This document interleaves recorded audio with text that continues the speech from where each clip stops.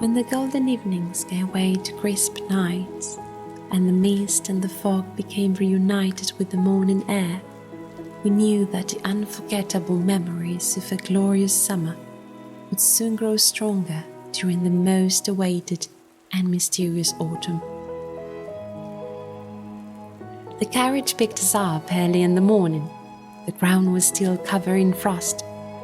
We spent the almost 2-hour ride imagining the gathering at Aunt Florence's and remembering everything we had learned last summer. Rose and I could still recall the names and portraits of the women: Agatha, Cassandra, Sophie Laborde, Becca Johnson, and Livia Woodhart. We couldn't wait any longer to meet all of them, to see their unconventional dresses, and to enter the hidden room again. We arrived one day before the gathering, so we had enough time to greet the house with the traditional fairy blessings and settle in our usual room.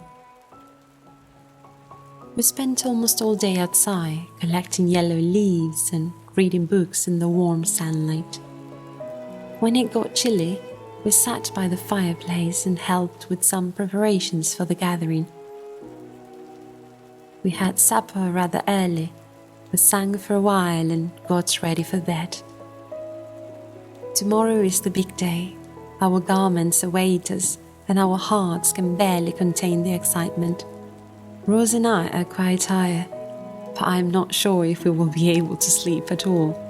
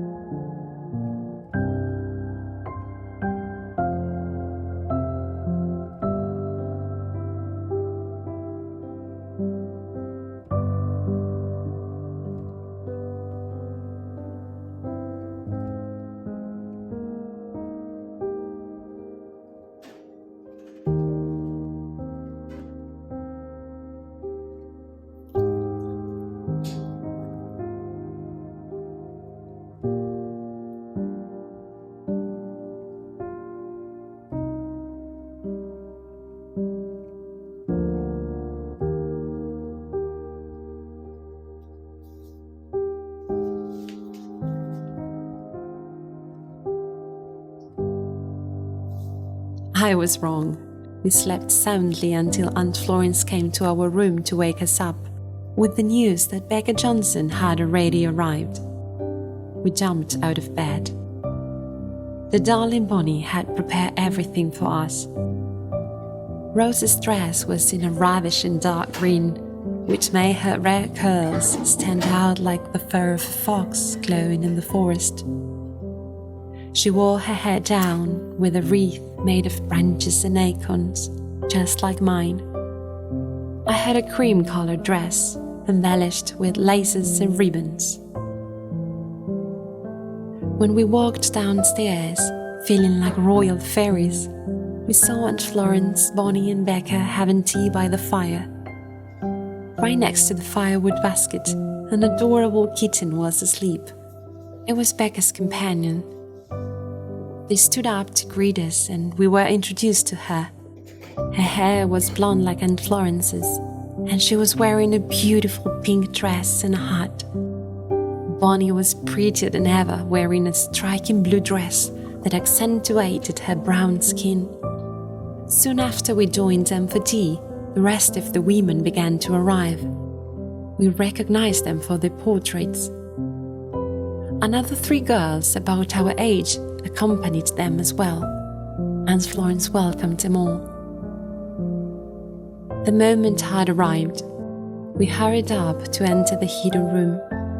This time, all the walls were adorned with branches and garlands of yellow leaves, red apples, bundles of weed, candles and baskets with pumpkins were placed all around the chamber.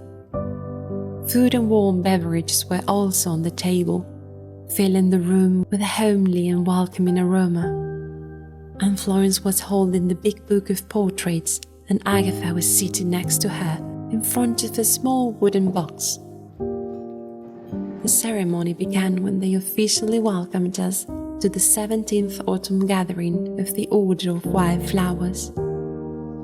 Aunt Florence explained to the group why she thought Rose and I were ready to join them.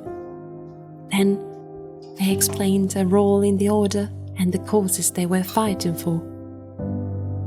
It was extremely inspiring, and we could understand that all these years Aunt Florence had been preparing us for this moment, with her lectures on kindness, justice, rights, nature, and so much more. Agatha took one of the papers from the tray, and while dipping the nib of her pen into the bottle of ink, she asked us about the flower we had chosen. "The dandelion," we replied with excitement. We could soon see the words "The Dandelion Pact" appear in exquisite calligraphy at the top of the paper. With great skill, she began to paint a beautiful dandelion. When the painting was ready, Aunt Florence told us that we were soon to sign our pact, and with it, our commitment to keeping the secret, to be kind and respectful to nature and all living creatures, and a promise to ourselves to live a life full of wonder and magic.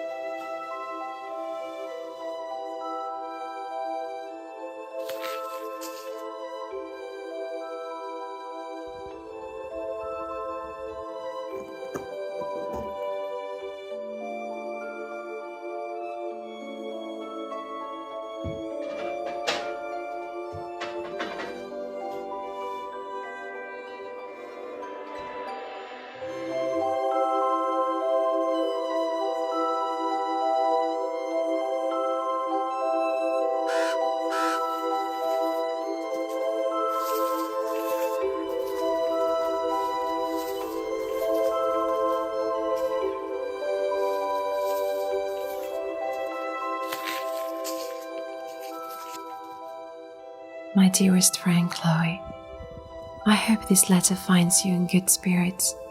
I can only imagine how much you miss your grandmother.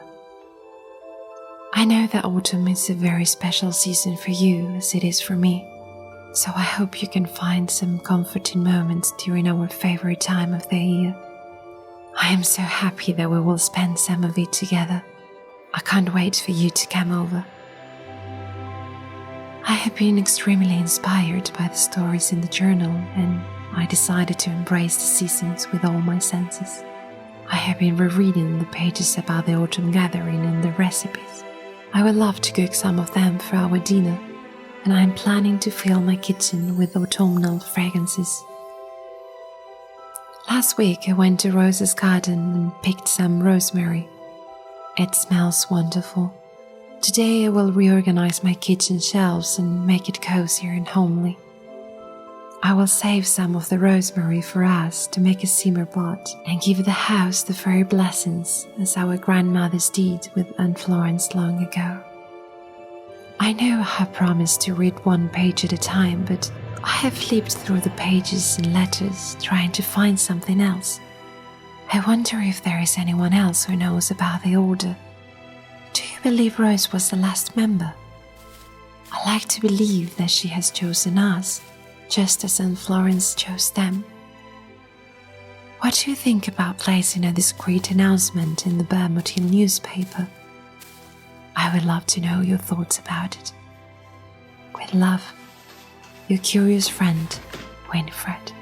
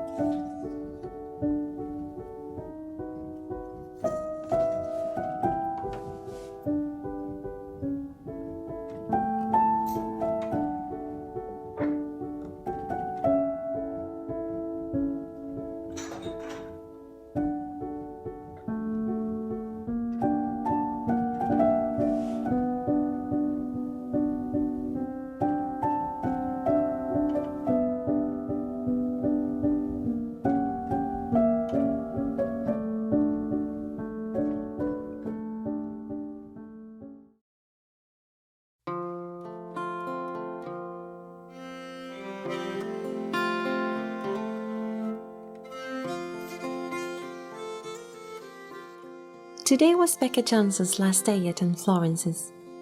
I wished they could have stayed longer, but she needed to return to New Valley, where she and her husband are taking care of a wounded fawn at their farm. Aunt Florence promised we could visit them next spring. After she left and breakfast was over, we helped Bonnie to clear the table and take the dishes and silverware to the kitchen. Aunt Florence was picking the last of the summer strawberries from the garden and came back with a full basket and the idea of making jam. We put on aprons and started chopping the strawberries while Bonnie taught us a song to coordinate our timing. Aunt Florence started to clap and Rose began to spin in circles with her arms up in the air. The rest of us followed her. The kitchen smelled sweet and fresh.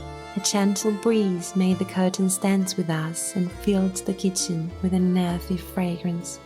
The rain did not take long to arrive. By the time we finished cutting the fruit, we were already exhausted. But there was a special energy in the air. That feeling that you get when you enjoy what you're doing and you put love into it. I felt happy and grateful. We then placed the diced strawberries in a saucepan and cooked them for almost an hour. Once they had cooled down, we all helped to pour it into a pair of glass jars. It tasted absolutely scrumptious. Aunt Florence stored one of them in the wooden icebox and brought the other one to the main room. We will enjoy it for tea soon.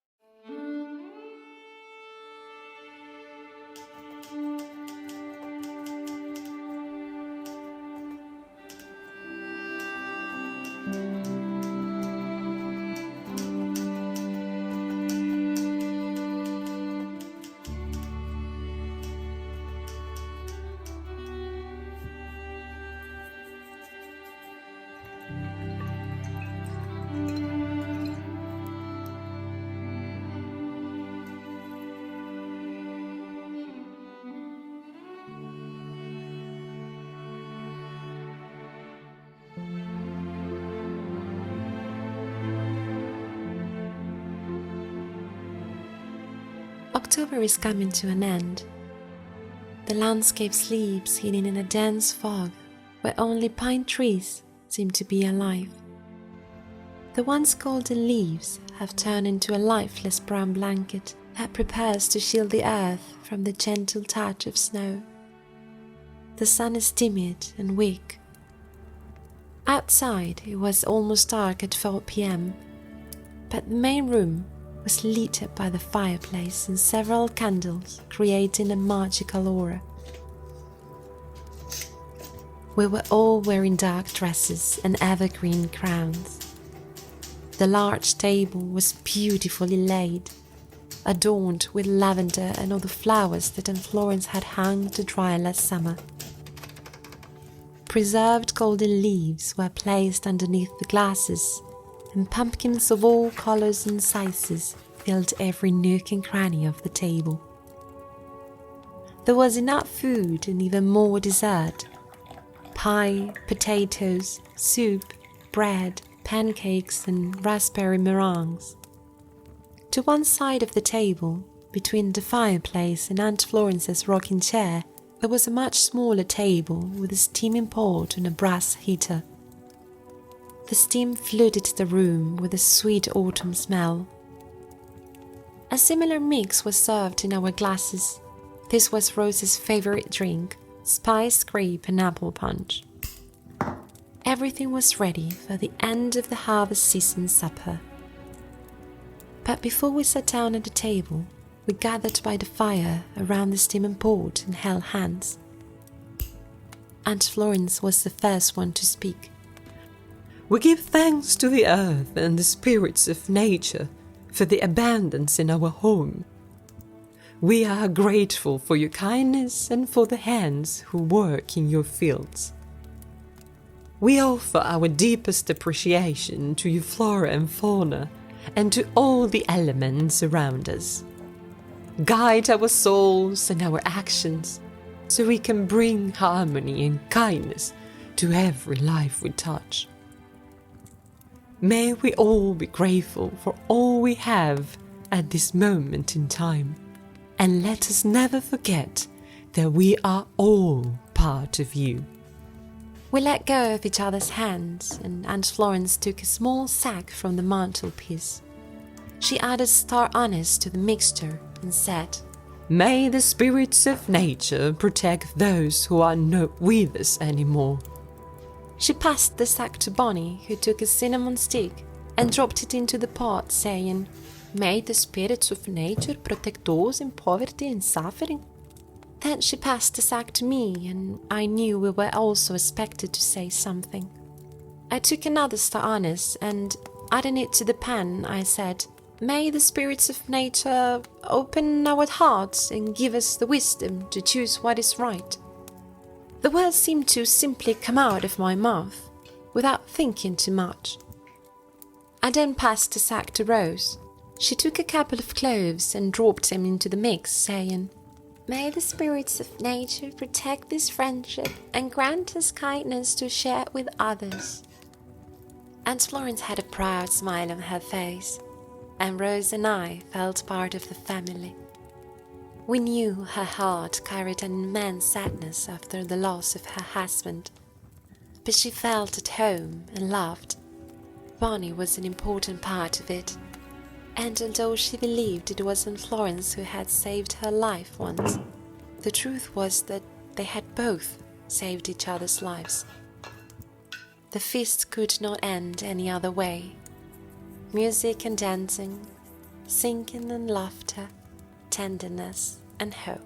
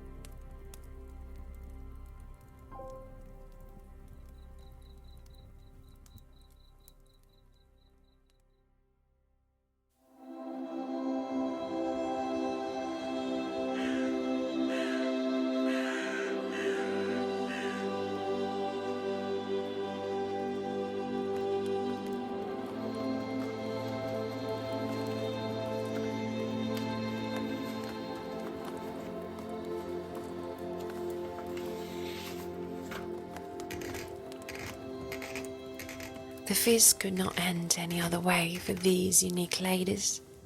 Music and dancing, singing and laughter, tenderness and hope. That night, Emma and Rose fell asleep almost immediately. The next morning, as the sun tried to melt the frost, the girls carried baskets crammed full of crabs, pies and blankets to the carriage. Once everything was ready, they kissed Bonnie goodbye and set off with Aunt Florence. After a cold 20 minutes, they arrived at the Clarks, a poor family that received help from the order. Aunt Florence accepted their invitation to come inside and told the girls they would have tea and cake before going back to the house. On the way back, the girls asked Aunt Florence why she had accepted their cake instead of leaving it for them who needed it more. The wise word they heard next marked Emma and Rose forever. My dears, no matter how poor or rich we are, giving is always rewarded. Just as their bellies need food and the bodies need blankets, their hearts need kindness and friendship. Helping is not just about bringing them food. It is also about sharing with them, spending time with them, and showing them that we really care. Emma and Rose were doing wonderfully, but they knew that there was still plenty to learn.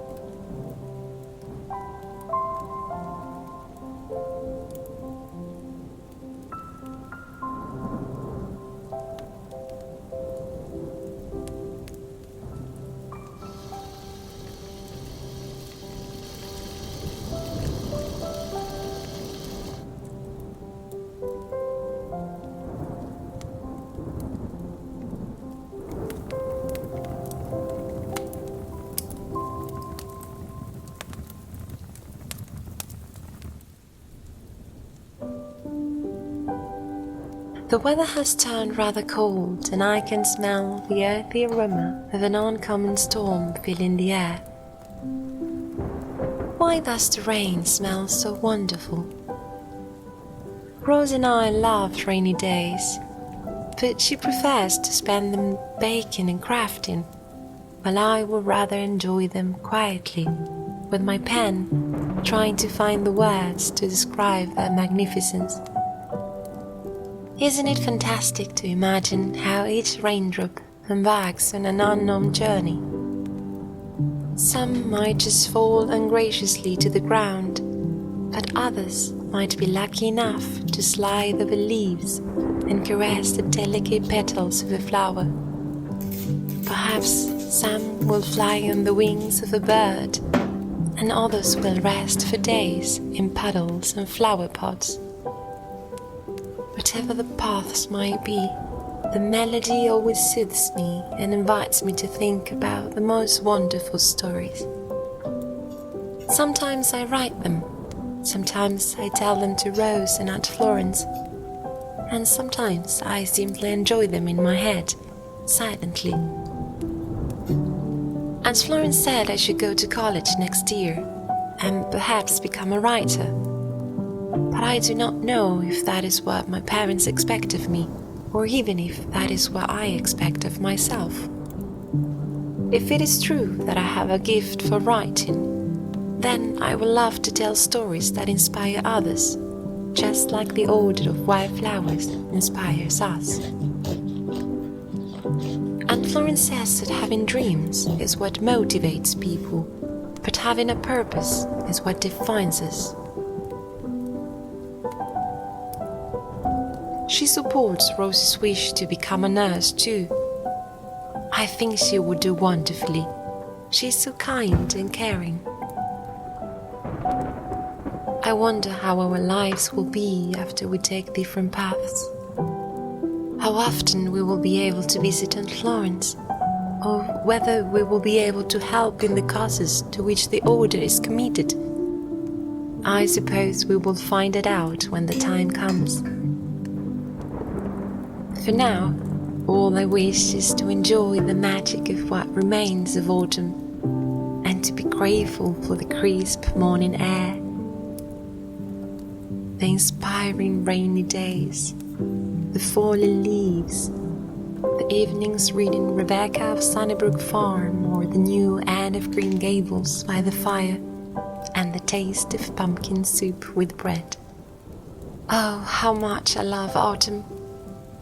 I do love winter too, and spring, of course. I probably like summer too. After all, I suppose seasons are like people.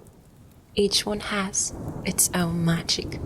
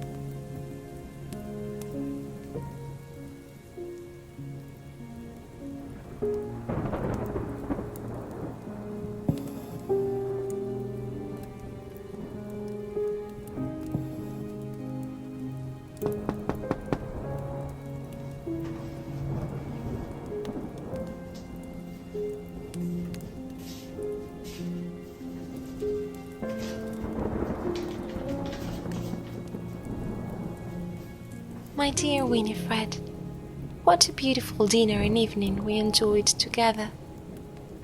It's a day I'll never forget. And now, back to reality. I miss Grandmother Rose very much. My parents only seemed to care about the money and the property, and it would appear that she managed to donate some of her belongings before coming here. She was such a kind soul. We have been receiving so many letters and visits from her neighbors and friends from the hospital where she worked all her life. I don't know if you knew, but she became a nurse at the end of the First World War. Oh, Winifred, you won't believe this. We might not need to place the announcement in the newspaper after all. Among the letters, there was one that caught my attention. A man called Robin Johnson sent a note to express his family's condolences. He wrote from New Valley saying that they were very fond of Granny. He said that he doesn't remember much about her, but his grandfather was a dear friend of hers, and for many years she visited their farm in spring to see the newborn animals. My family never knew anyone from New Valley. We've never been there either. But then I remembered I had seen that surname and place before. Do you recall Becca Johnson, the animal healer friend of Aunt Florence? Your grandmother wrote in her journal that she needed to return to New Valley after the autumn gathering, where she and her husband were taking care of a wounded animal. What if Robin Johnson is Becca's great-grandson? Do you think they might know about the order? Or is this just me not wanting to give up hope? Please let me know if you think I should ask him. I hope you are enjoying this calm November. With love, your friend Chloe.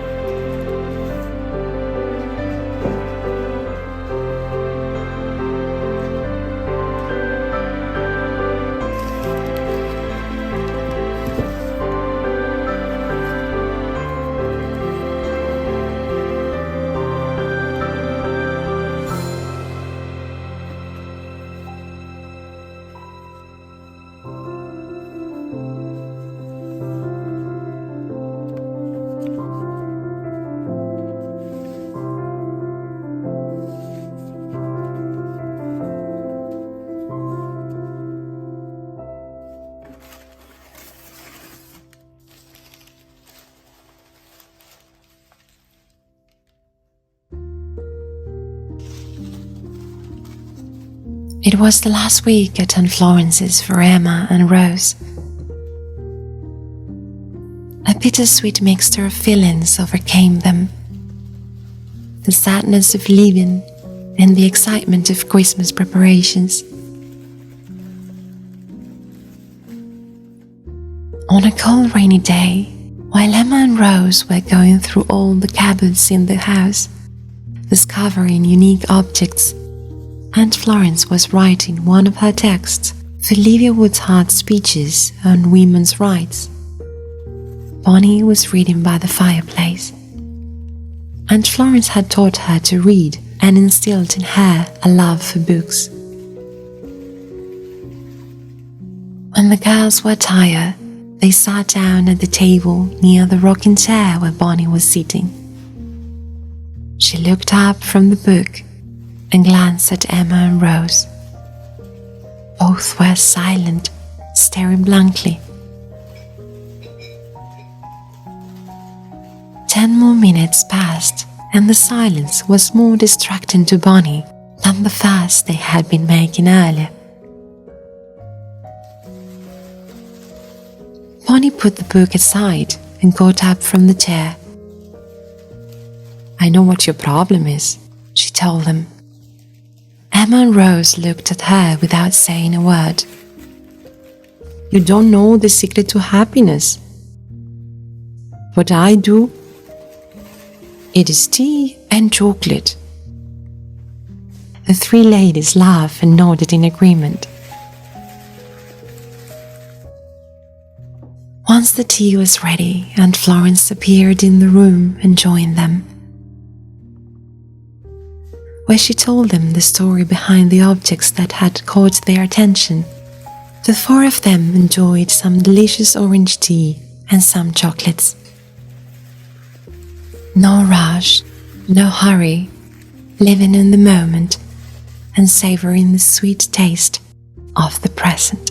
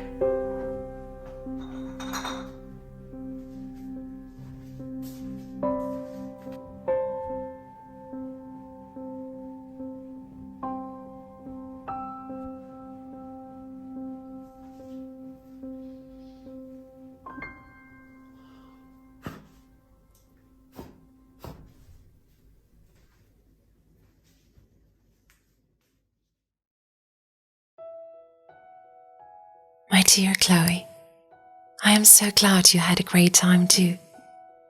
It was really fun. I did not know you were such a talented violinist. How wonderful that your grandmother became a nurse. I read that it was her wish from a very young age. My grandmother was a teacher, and she even published some short stories in the local newspaper. So we are not the only people she inspired after all. Your news about this man, Robin Johnson, is really wonderful. I do not believe it is a mere coincidence. I might not know about the order, but I suppose this is our chance to discover more about your grandmother. I would like for us to remain discreet, but please respond to him, and we might find something out.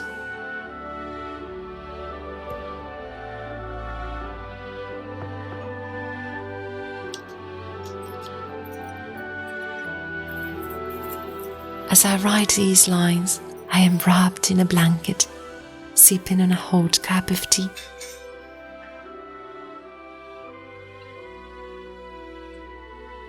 I am enjoying the quietness and stillness of the early winter days.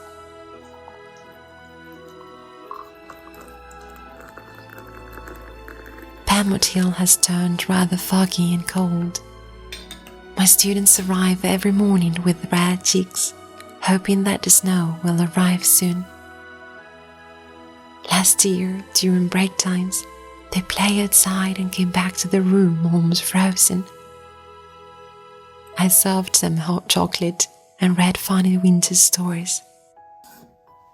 But at the moment, all I wish to do is to light a candle, curl up and read my grandmother's journal while eating chocolate. I don't feel a lack of motivation, but I just prefer the calmness, the silence, and the comfort of joyous stories. Do you feel the same way in November? Don't you think there is a certain mystery and melancholy in the air during this month? I have been thinking about what I will cook for your next visit, and I have also been working on a present for you. I think it will make you happy. I am looking forward to your next letter. With love, Winifred.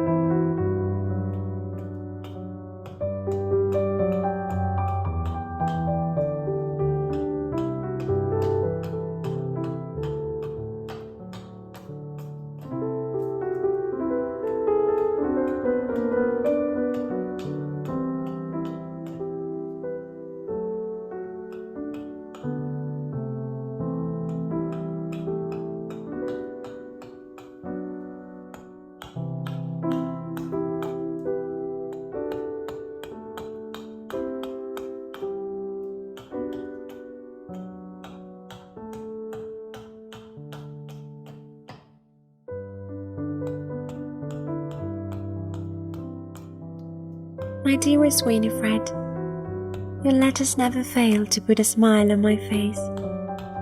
I have something very important to tell you. I followed your advice and responded to the letter from Robin Johnson. I believe we have a clue.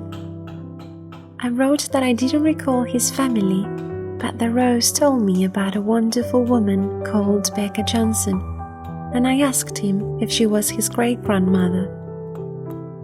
He not only replied that she was, but that Rose had probably met her during the autumn gatherings at Aunt Florence's. I know that doesn't confirm anything, but pay attention to the sentence he wrote. Becca had 2 sons, and both of them also had boys. It took a while, but there came a time when the clovers joined the wildflowers. Do you believe men were allowed to join the order? Perhaps Robin is a member himself, and they still continue with the meetings. If so, I'm afraid that we missed the last one, but let's reply to him together once I arrive in Vermont Hill. I can't wait to visit you again and enjoy your food and the coziness of your home. I need to stop at Granny's house first and check her post and some other documents my parents need in order to sell it. That is something I also wanted to tell you. I have been thinking about moving from Riverbell and searching for another job outside my parents' firm. I can't see myself living and working here anymore. I would love to live in Vermont Hill. Could you imagine how wonderful it would be if we lived closer to each other? Then it would be just like Emma and Rose. Unfortunately, my parents are nothing like yours, and I do not have the means to buy Granny's house yet. I will tell you a bit more once I'm there. I will be arriving at the station on Friday afternoon, so I can be at your place for dinner. Are you going to cook anything from the special recipes in the journal? I also have a little present for you. I hope you like it. See you in a few days. With love, Chloe.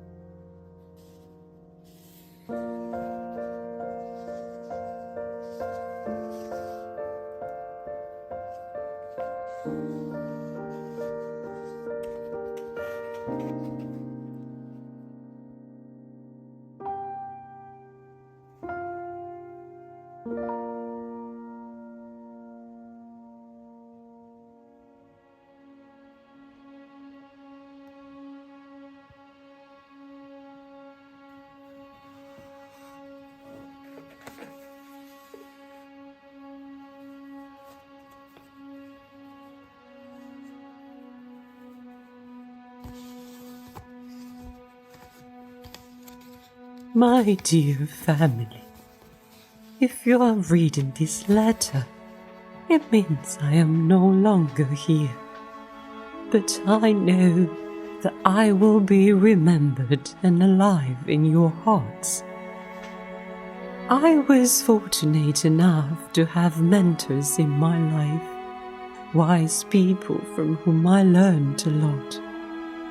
I learned to live with intention, with purpose, to accept failure, and to learn from my mistakes.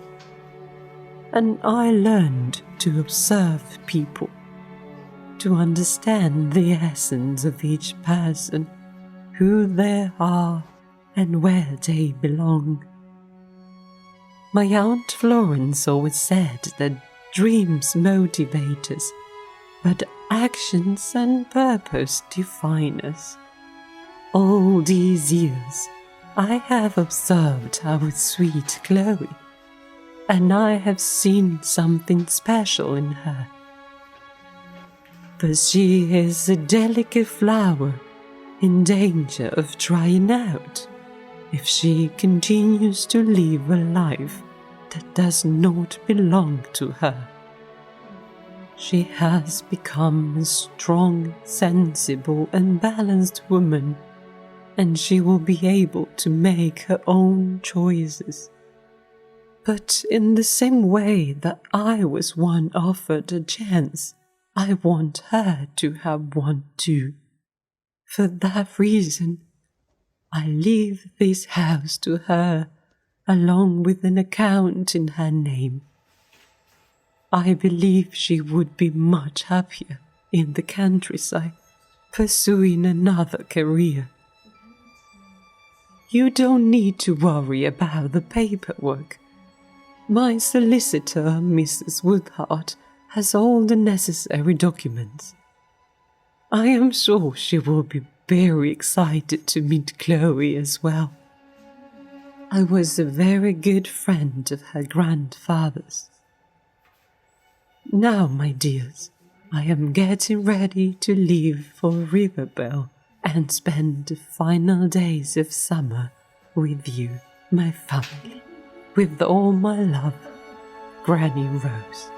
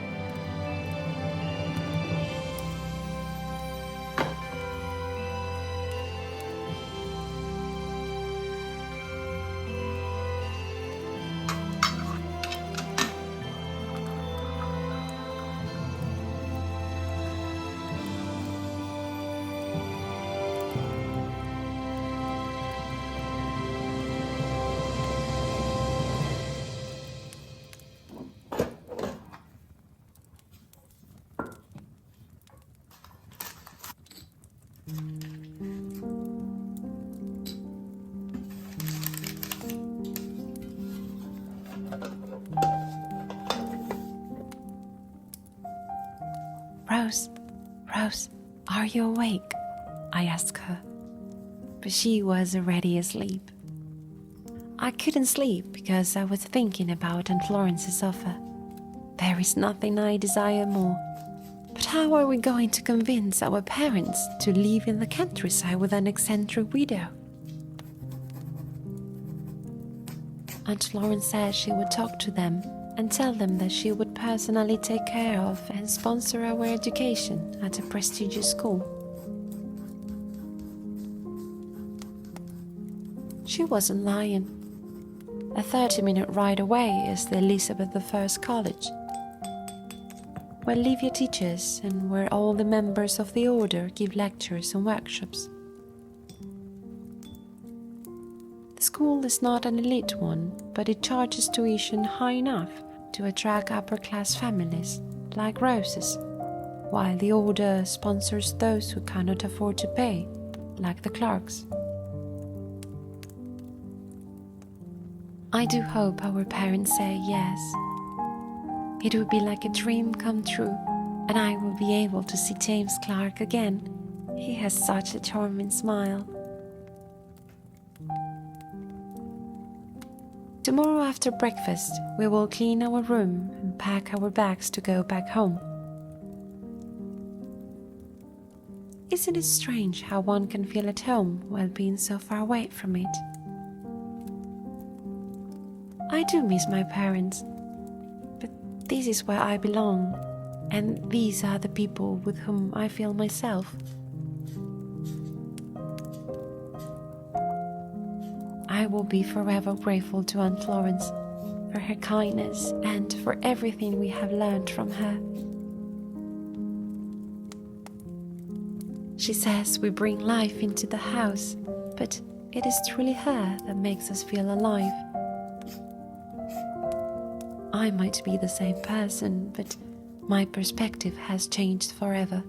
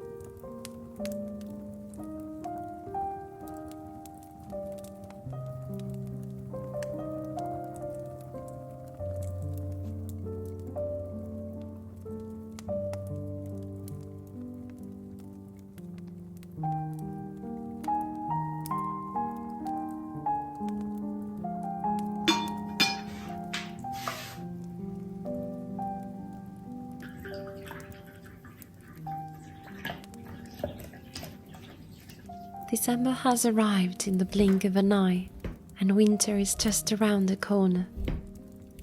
Nature sleeps in silence. After all, no one can survive without taking a rest.